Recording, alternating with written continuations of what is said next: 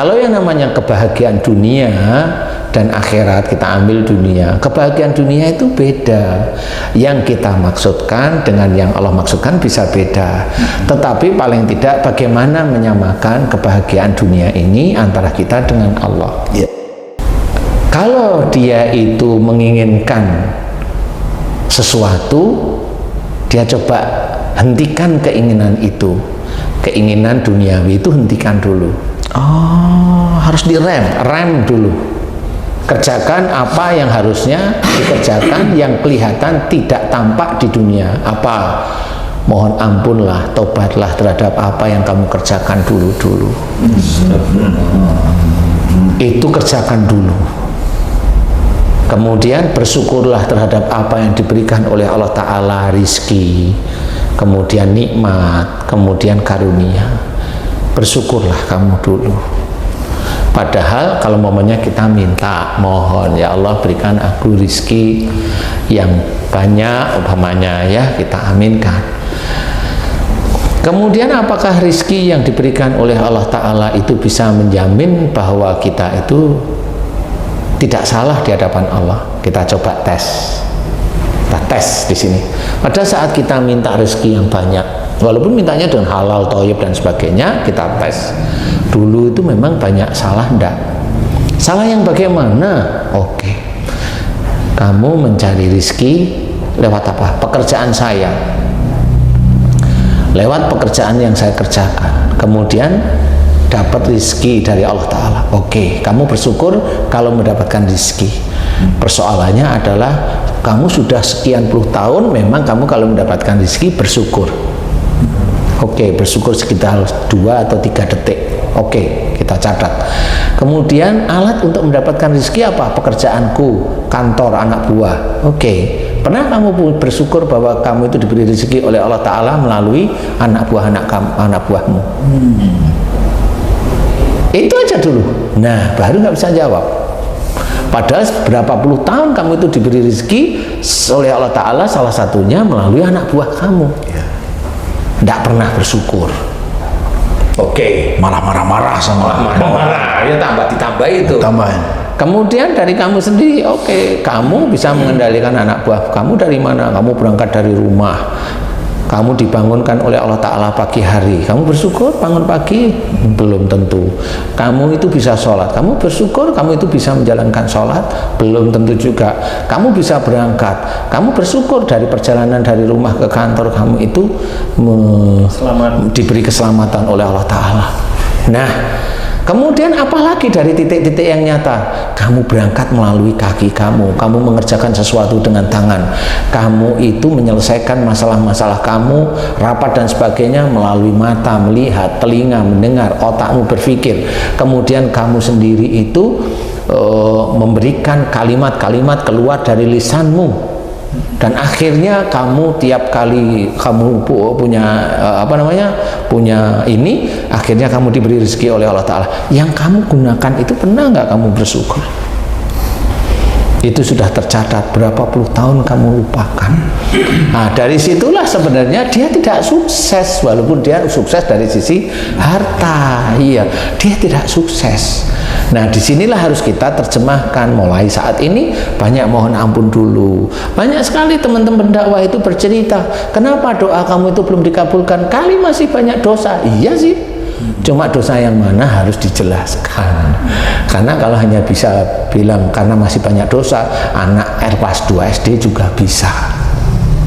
Kan gitu Ustaz. Nah, disinilah yang harus kita ketahui. Mohon ampunlah pada Allah. Apa kurang? Dengan orang tua, dengan pasangan, apa yang kurang? Dengan apa sesuatu yang diberikan oleh Allah Ta'ala yang kita inikan? Pada saat kita berdoa mohon, kita mohon kepada Allah Ta'ala itu sebenarnya yang kita mohonkan itu nafsu kita, atau kita itu serahkan pada Allah Ta'ala? Plong. Ya, ayo kita mohon kepada Allah Ta'ala, ya Allah berikanlah saya rezeki yang banyak, yang halal, yang thayyib. Benar sih. Pertanyaan saya itu nafsu atau kita serahkan? Rata-rata pasti nafsu. Tergantung kayaknya Ustaz. Rata-rata maka kita yang muslim ini pasti nafsu. Nafsu ya. Apalagi yang punya utang, apalagi waduh sini udah judek, gimana saya bisa bayar utang itu? Bolah ke orang pinter, ke kiai, ke ini, ke oh iya macam-macam. Akhirnya dia itu mau memuaskan nafsu. Nah setelah mamanya dia ke orang pinter, ke kiai, mamanya kiai dalam tanda kutip ya, ke dukun dan sebagainya, akhirnya dia terpenuhi hasratnya, punya rezeki itu terpenuhi. Apakah itu bahagia dunia? Nah kan kita udah bisa paham, enggak. Itulah istijrah. Istijrat inilah yang harus kita ketahui juga, jangan sampai kita masuk link daerah situ.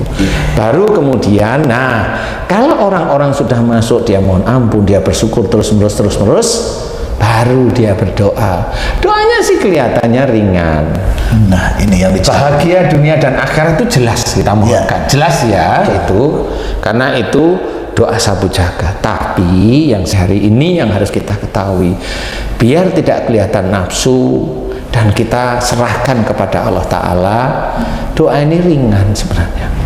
Ya Allah, mudahkan segala ikhtiarku. Amin. Amin. Itu mudahkan segala ikhtiarku, amin. Kelihatannya itu hanya cuma mudahkan segala ikhtiarku, kelihatan kan ringan, tetapi itu maknanya besar.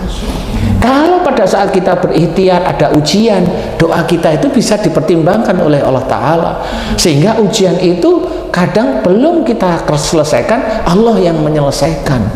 Nah itu insya Allah barangkali dari kita mohonnya yang nggak terlalu tinggi, mudahkan segala urusan duniaku, segala urusan ikhtiarku, mudahkan ya Allah urusan duniaku dan akhiratku. Jadi urusan dunia ini memang betul-betul dalam mencari rizki, akhirat itu adalah jangan sampai urusan dunia ini keluar dari jalur syariat, lepas itu jangan, makanya mudahkan segala urusan duniaku dan akhiratku. Itu jelas harus, karena ini biar imbang, sehingga pada saat kita itu nanti diberi oleh Allah Ta'ala sesuatu kelebihan, akhirat itu terus mengunci. Jadi mengunci apa? Akhirnya maaf nih, seorang yang betul-betul akhiratnya terkunci adalah seorang yang pada saat dia diberi oleh Allah Ta'ala, dia berusaha untuk tidak ujub, tidak riak dengan rizki yang dititipkan. Itu yang berat Ustaz. Lah ya memang berat, makanya doanya jangan berat-berat, ringan-ringan aja, kan begitu. Mohon dimudahkan segala urusan dunia dan akhirat itu sebenarnya. Apapun yang kita kerjakan, mohonlah dimudahkan oleh Allah Ta'ala.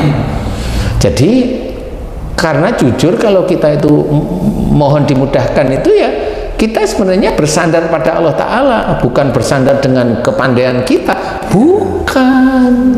Itu bersandar pada Allah Ta'ala beneran. Jadi enggak terus, ya Allah saya ada proyek ini, aku mohon agar ya kan begitu. Nah itu kan bersandar kepada kepandaian kita, cuma ditutupi dengan doa kepada Allah Ta'ala, kan gitu ya. Jadi harus hati-hati di situ. Nah doa yang seperti itu dilantunkan, tetap nanti ada ujian, insya Allah ada ujian dari Allah Ta'ala. Ujiannya bentuknya apa? Ya memang bisa aja itu belum dikabulkan. Nah kalau belum dikabulkan, kita langsung paham bahwa ini ujian dari Allah Ta'ala. Tetap aja istiqomah, tetap aja istiqomah, tetap aja fokus, tetap istiqomah.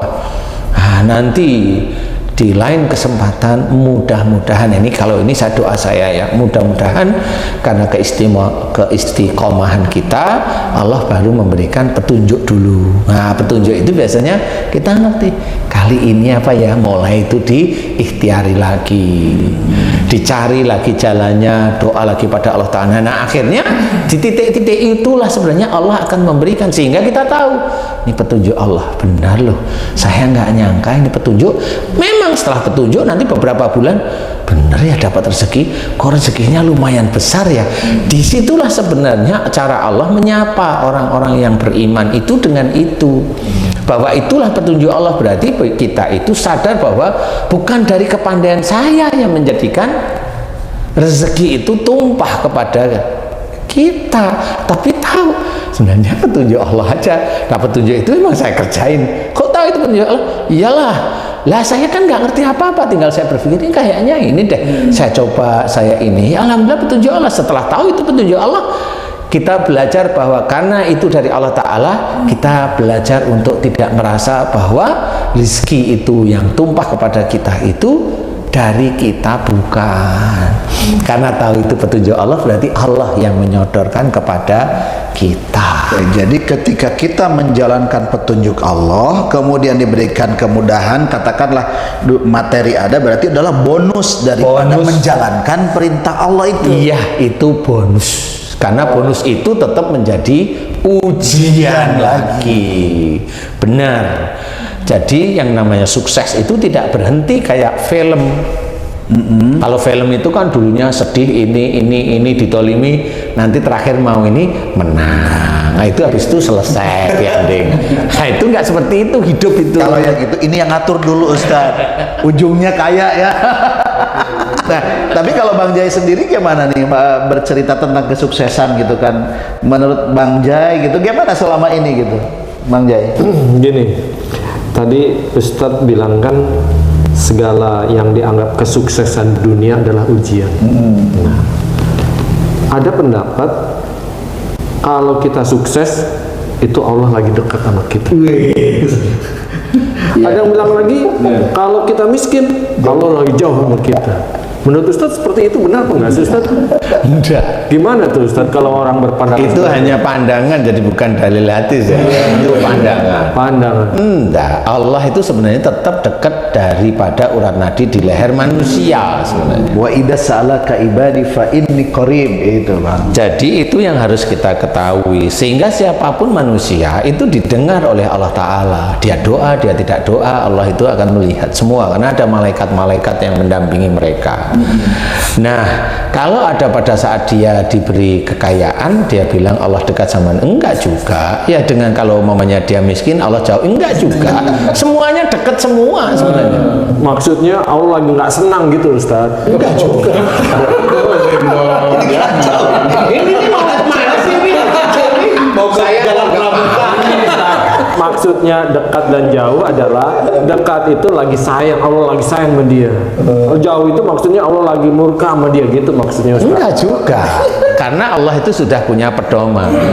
Jadi kalau istilahnya Allah murka, tapi kemurkaan Allah itu tidak tampak, tapi sudah ditulis. Umpamanya Allah murka ini salah satunya, bahwa kalau ada orang yang sering menyuruh orang lain memberikan kebaikan atau nasihat, yang selalu memberikan nasihat kepada orang lain tapi dia tidak mengerjakan, nah itu Allah murka. Nah ini harus diketahui. Tapi kemurkaan Allah tidak pada saat orang itu melakukan itu kemudian orang itu langsung dikasih musibah, enggak, tapi sudah menjadi catatan antara kemurkaan Allah seperti itu. Nah itu memang tidak langsung terjadi, karena orang nggak ngerti. Kalau itu langsung terjadi, nanti orang lama-lama hafal, biarin aja orang berpikir. Nah sehingga dia melakukan sesuatu, yaitu menyuruh orang lain berbuat baik, menyuruh orang lain berbuat baik. Terus seorang imam menyuruh keluarganya berbuat baik, dia tidak melakukan, ya Allah murka. Seorang pendakwah dia menyuruh orang lain berbuat baik, terus berbuat baik, dia tidak mengerjakan, ya Allah murka. Jadi bukan hanya kepandaiannya untuk dikeluarkan yang ada di dalam otak, tetapi dia harus mengerjakan, karena dia masuk dalam firman Allah, kabura maqtan indallahi an taqulu taf'alun. Jadi di sini kita harus memahami. Jadi nggak bisa kemurkaan itu terus hasilnya adalah kemiskinan, enggak. Jadi bisa aja orang, mohon maaf nih, orang yang kelihatannya di depan manusia itu nggak punya apa-apa, tetapi malah dia bisa aja bahagia. Bahagia itu bukan dia ngomong saya itu nggak punya harta bahagia, itu bohong malahan. Itu salah menghibur diri. Ya, itu menghibur diri. Haji J bahagia nggak? Nah yang bener gini, nggak usah dijawab. Jadi timbul pertanyaan gitu. Jadi kekayaan dan kemiskinan adalah sama-sama ujian. Sama-sama ujian sebenarnya. Jadi tidak boleh kita menganggap seperti itu. Jadi orang yang mamanya pada saat dia dilihat oleh orang lain tidak punya atau miskin, tetapi dia melakukan kehidupannya itu enjoy, ya, dengan istrinya, dengan suaminya, dengan anak-anaknya, dan setiap perilakunya itu mencerminkan bahwa dia seorang muslim. Qanaah dia. Iya, dia mencoba ke arah sana, dan dia sehari-hari dengan orang yang kaya dia tetap hormat, dengan orang yang ada di bawahnya dia lebih di bawah dia tetap hormat. Nah, ini orang-orang yang harus kita contoh. Kan gitu. Dalam cerita juga ceritanya cuma oh dulu saya inilah itu enggak. Dia ceritanya biasa aja. Gimana Pak Anu? Biasa aja hidup ya kayak jenengan-jenengan semua. Nah, ini orang-orang yang begini ini sebenarnya malah dia mampu mengendalikan.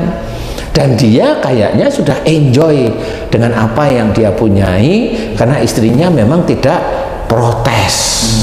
Dia tidak protes sehingga dia nyaman, anaknya tidak protes, anaknya semuanya nurut. Di titik-titik itu dia enjoy, dia nyaman. Nah, di situ walaupun Allah belum memberikan, saya bilang belum memberikan rizki yang cukup kepada beliau, tetapi beliau merasa nyaman. Nah, disinilah sebenarnya beliau itu bahagia tanpa dia itu bercerita. Kalau dia bercerita, alhamdulillah saya sudah bahagia dengan walaupun tidak punya uang, itu bohong. Langsung saya bilang bohong. Itu bohong. Itu bohong. Kalau Pak Tung gimana tuh?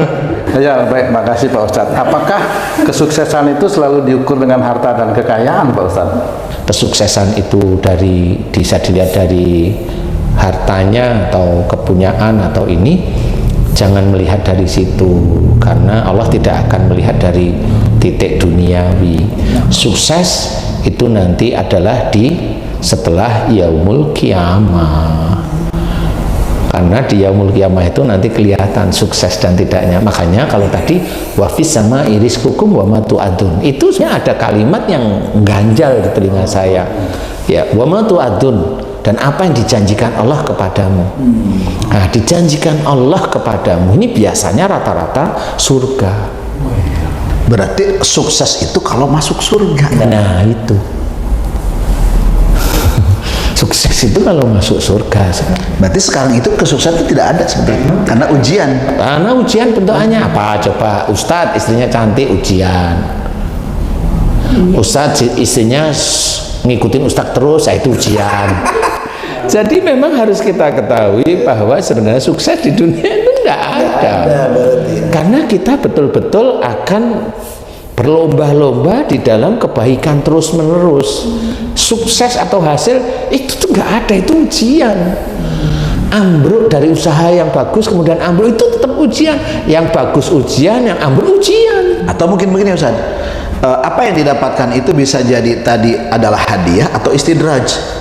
Ya itulah yang susah, karena orang itu kalau sudah muslim itu kalau dapat rezeki itu ngertinya itu halal aja. Jadi insya Allah seperti itu. Jadi sukses kalau kita itu ingin betul-betul senantiasa istiqomah, sukses itu tidak ada. Yang ada itu ujian.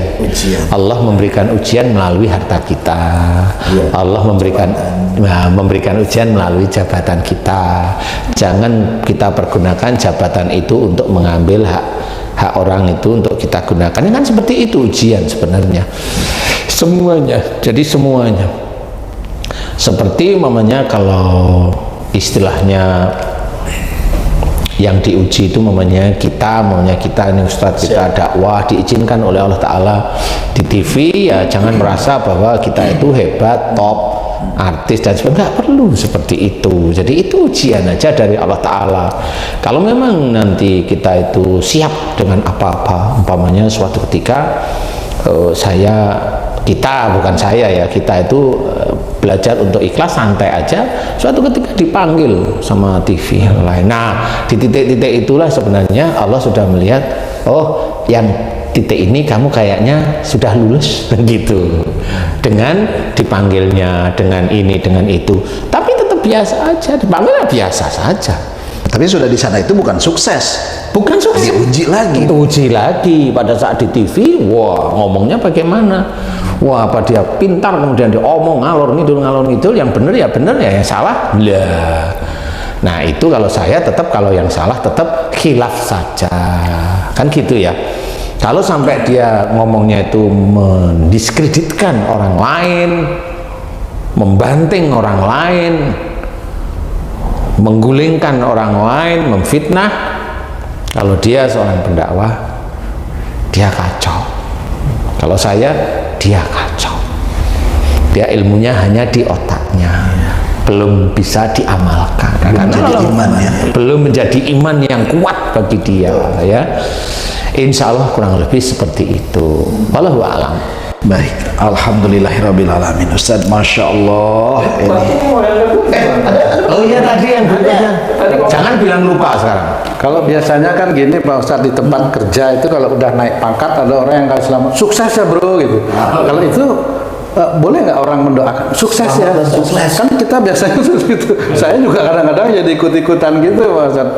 Walaupun kalau saat ini saya pikir, oh iya ya, sukses itu maksudnya yang mana, itu juga bingung. Tapi kata-kata sukses itu selalu biasa gitu ya. Selalu kita ucapkan dan kadang-kadang kita ikut dengar gitu. Apakah itu apa maksudnya itu? Bagaimana itu? Nah, ya saya yang bingung ya Mas. Apakah itu Nggak mungkin juga Ustaz ya, ujian ya. apa itu motivasi? Tapi ini malah yang benar nih, Ustadz benar. Jadi itu bisa menjadi motivasi, tapi motivasi yang salah. Oh, salahnya Ustaz. Harusnya yang bilang sukses itu Allah, bukan kita. Karena nggak ada kesuksesan tadi, nggak ada. Karena nggak ada kesuksesan itu, nggak ada. Sukses ya bro, nggak ada. Soleh ya bro, nggak ada soleh itu. Ngepuk-ngepuk saja itu. Nggak bisa, itu membohongi sebenarnya. Nah kita nggak boleh. Kalau masih bilang mudah-mudahan amanah boleh, mudah-mudahan kamu sukses, maksudnya akhirat, itu masih boleh. Ya. Semoga dijadikan sukses, itu maksudnya. Kalau saya husnudonnya itu akhirat maksudnya, walaupun dia nggak masuk ke otaknya, tapi saya husnudon maksudnya akhirat. Kalau begini Ustaz boleh nggak? Mudah-mudahan jabatannya husnul khotimah gitu. Itu yang ngomong itu harusnya Ustaz. Karena yang di kantoran nggak ngerti.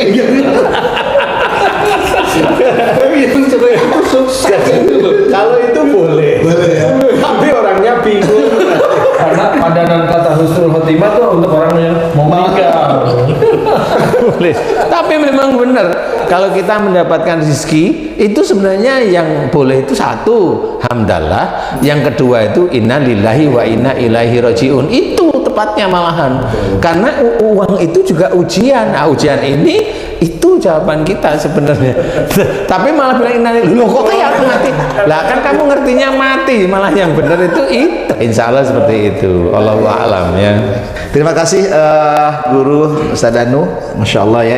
Ini luar biasa karena selama ini kan kita tuh selalu berkeinginan siapapun ingin sukses, ya. Dan menurut pemikiran kita rata-rata sukses itu kalau punya ini punya itu yang berbentuk materi. Padahal sesungguhnya ternyata kesuksesan itu nggak ada. Karena yang terjadi kepada kita punya ini punya itu adalah ujian dari Allah. Kan begitu. Sukses itu kalau mati masuk surga. Yes, itulah sukses.